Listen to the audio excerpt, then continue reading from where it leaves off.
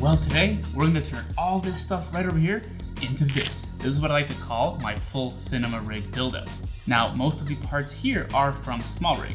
So we've got the SMALLRIG mini mat box, we've got the SMALLRIG follow focus, we've also got a side handle, a half cage, got some extension tubes, some rods down here as well, base plate, a top handle with a record button as well. So there are a lot of parts here to go over, so let's jump right into it to show you how you can build this rig just like this right over here. First, we'll attach our lens to the Sony FX3 body. You can use any lens you want, but here I'm using the SLR Magic MICROPRIME CINE 50mm t1.3 lens. Next, we'll grab the FX3 half cage from SMALLRIG and attach it to the camera body. This cage only covers about half of the FX3's body instead of going around the entire camera like a traditional cage. This significantly reduces the overall weight and size of the rig. Attaching it is a very simple and easy process. All you do is attach it from the bottom by screwing in the bottom screw with the provided tool. Then, slide the tool back in place at the bottom of the cage and check to make sure everything feels snug.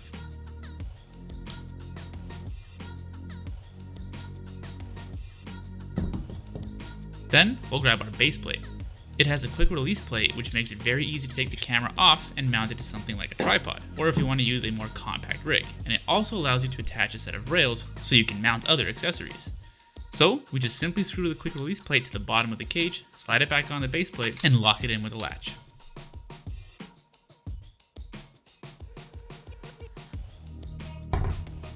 Next, we'll grab our 15mm rods. These just simply slide into the slots built into the base plate. Just line them up with each other and make sure they are roughly in the middle of the camera and lock them in place. You can adjust these later if the rig tips backward or forward to balance it out.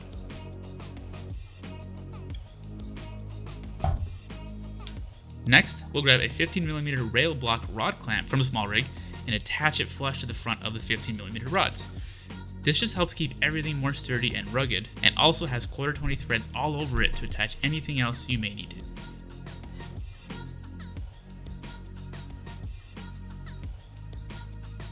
Then, we'll add a second rail block road clamp to the back of the rods.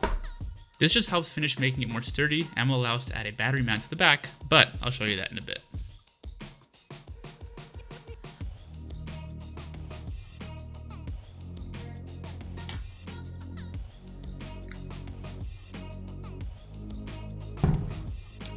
Then, we'll grab the NATO rail top rail and attach it to the top of the camera. This will allow you to add any accessories that have a NATO rail mount on it. In our case over here, I will be attaching a top handle to this rail. This just very easily attaches to the top of the camera by screwing it into the 1/4-20 mounts that the FX3's own top handle screws into.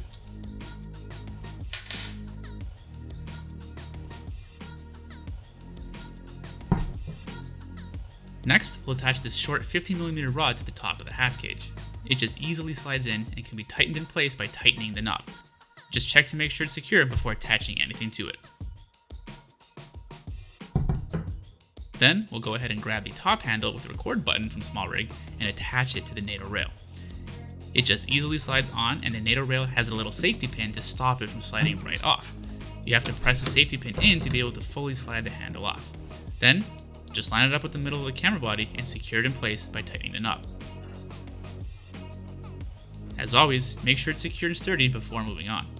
You shouldn't hear any noises like clicking or feel anything wobble or move if everything is secured properly. Next, we'll grab the side handle from SMALLRIG and attach it to the side of the half cage. The side of the cage is also a NATO rail, so you can easily slide the handle in place, line it up to the height you want, and secure it in place by tightening the knob. Make sure it isn't too high, where it could interfere with the side port doors opening on the camera. Then, check to make sure it feels secure and sturdy.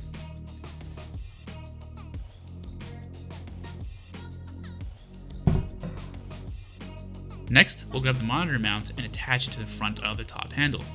This will allow you to attach a field monitor to the rig and easily angle it forward or backward to make it easier to see. The mount has two little pins that line up with two small holes on the top handle, and then you just tighten the knob all the way to fully secure it.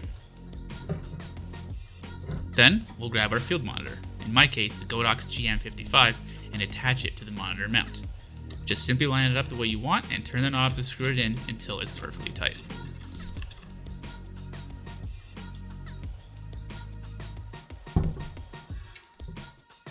Next, let's grab the battery clamp from SMALLRIG. Now, I went with an ANKER power bank that has pass-through power delivery, which allows me to not only charge the camera, but also power it as well. This is just a much more portable and lightweight way of giving your camera some extra juice. So, just simply line up the mount with the 1/4-20 threads on the back of the rail block clamp and screw them in place with the provided 1/4-20 screws.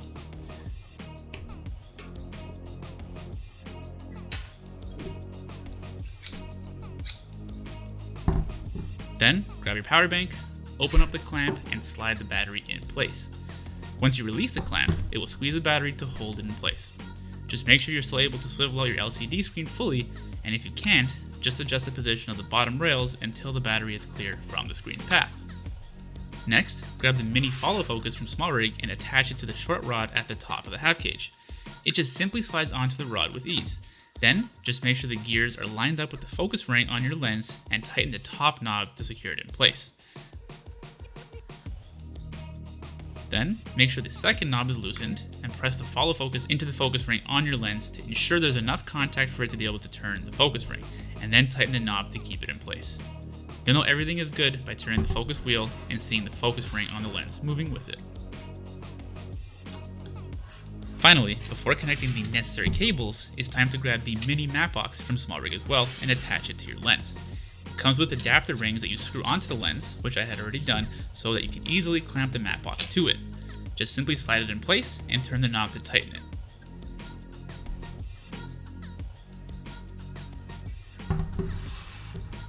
If you notice the mat box isn't level, loosen the knob, adjust the level until it looks right, and then tighten the knob again.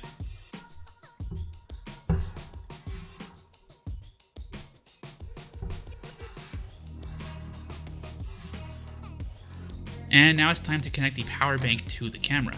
Let's grab the USB-C to USB-C cable that is power delivery compatible and attach it to both the power bank and to the camera. First, I like to feed one end through the short 50mm rod and feed it back around to the back of the camera. Then I plug the back of the cord into the power bank's USB-C PD port and then plug the other end into the camera's USB-C port. Next, we'll grab our coiled HDMI cord and attach it from the monitor to the camera. The end with the right angle just goes into the HDMI in port on the monitor, and the other end goes directly into the camera's HDMI port.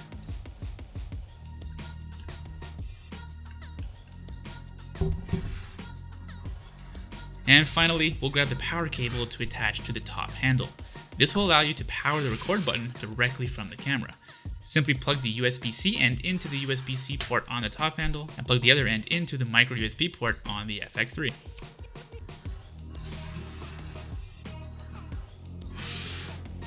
Alrighty, well there you have it. This is how I built my Sony FX3 cinema rig build out. So hopefully you're able to follow along with this. Now I have been using this exact setup right here for a few months already, and I'm absolutely loving it. I've tried a few different things here. I've even tried a compact rig, which you can check out by clicking on the link right up over here. But this is, I would say, my absolute favorite version of my rig I built to date. So I think this completely tops the rig that I built for my Sony a6300, which you can actually kind of see in that back corner right over there. And I really did love that setup back in the day, but this one I think just completely blows that one out of the water. So I'm super happy with this. I hope you will like this rig build out as well. So thank you so much for watching, and if you liked what you saw here today, don't forget to hit that thumbs up button down below to like this video, and also while you're at it, don't forget to subscribe, and also hit that bell notification icon to get notified every single time I drop new videos like this one right here. Trust me, there's lots more cool stuff coming your way, so you're not going to want to miss it. As always, I'm Alex Perry, thank you so much for watching, and I'll catch you in the next video.